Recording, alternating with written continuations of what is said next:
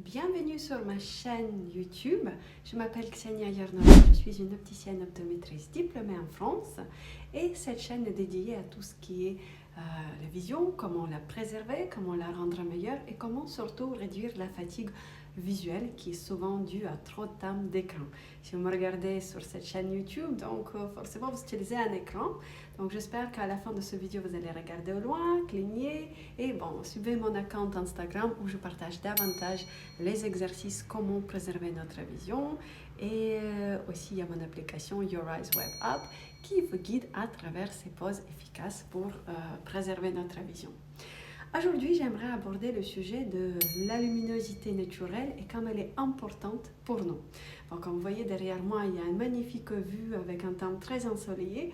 On est très privilégié dans le sud, mais je sais que ce n'est pas le cas de tout le monde. Et moi-même, plusieurs années, j'ai vécu ici dans le nord et l'exposition au soleil, elle était très moindre. Et du coup, je me sens extrêmement privilégiée de pouvoir prendre soin de moi grâce à cette lumière naturelle.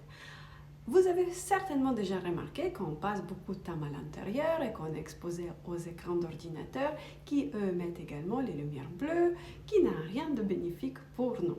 Bien sûr, pour notre vision, on a ces lunettes contre les lumières bleues. On a également les traitements anti-reflets qui sont souvent sous les verres optiques.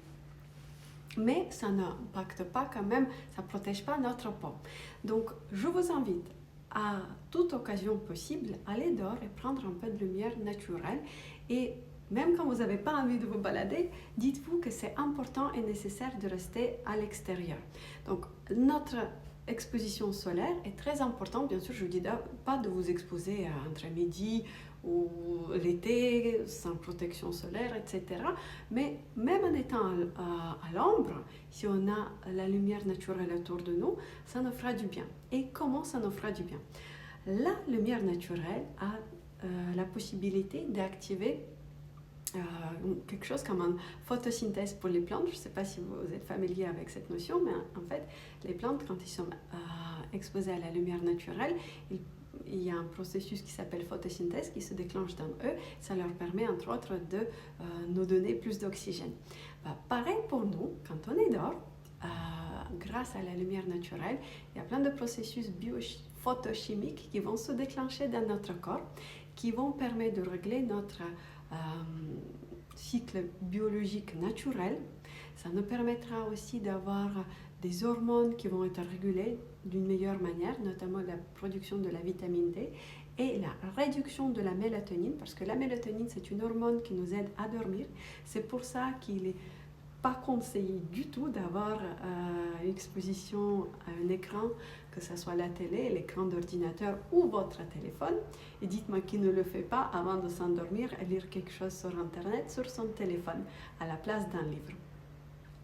C'est quelque chose qu'on devrait penser à éradiquer si on peut, parce que bien sûr l'usage de ces écrans, ça devient aussi addictif.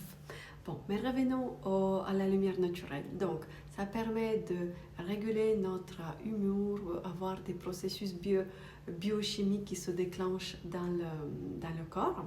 Et ça permet également de nous sentir mieux dans l'état général. Pas que la vision. Mais comprenez que la bonne vue, elle réside souvent aussi dans un corps duquel on prend soin aussi consciemment. Et c'est un peu l'approche que je pratique dans ma méthode. C'est une approche globale vers le bien-être, bien sûr focus sur la vision. Donc on fait les exercices et avec les yeux, et avec le corps, et avec le cerveau, parce que la vision, elle se passe dans le cerveau. L'œil sert à transmettre la vision, mais ce n'est pas l'œil qui voit, c'est le cerveau qui voit. Donc toute ma méthode, elle nous aide à pratiquer d'une manière globale ce soin visuel. Je vous invite régulièrement dans la journée, même s'il ne fait pas beau, même s'il fait gris, quand même aller dehors, ouvrir la fenêtre, s'exposer un peu à la lumière naturelle, prendre des vraies bouffées d'air, de bien respirer par le nez, inspirer par le nez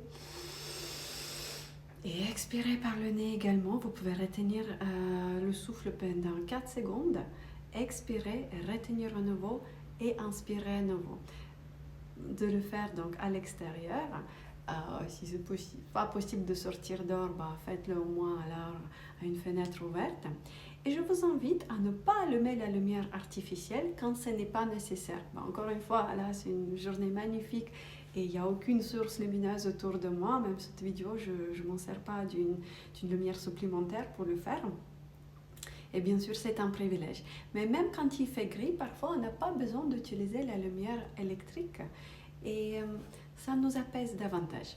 Lors de mes ateliers, j'explique à mes clients comment choisir l'éclairage, comment le positionner par rapport à son ordinateur, par rapport aux distances à laquelle on travaille. Donc l'éclairage, il joue un rôle quand même crucial dans la fatigue visuelle ou plutôt dans la prévention de la fatigue visuelle. Donc mes chers utilisateurs, profitez de l'extérieur, allez-y dehors au plus souvent possible, exposez-vous à la lumière naturelle, bien sûr en prenant soin de ne pas trop vous surexposer au soleil quand il est dangereux. Et prenez soin de votre vue d'une manière consciente. Donc je vous souhaite des yeux reposés et une vision nette. À bientôt dans les prochains épisodes. Merci.